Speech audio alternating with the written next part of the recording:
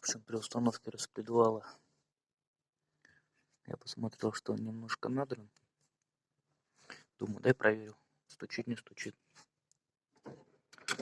Вынул стаканы из-под кулачков.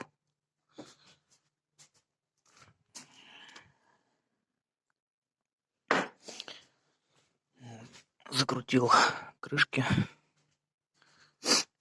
Думаю, дай вал покачаю.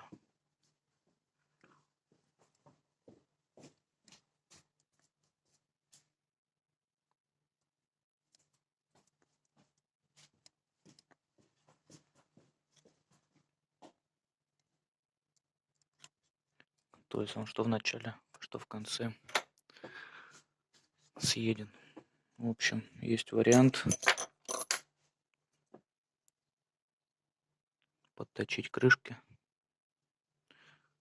на наждачке, так, чтобы они стали поменьше.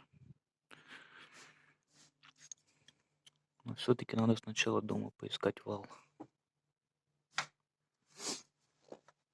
потому что этот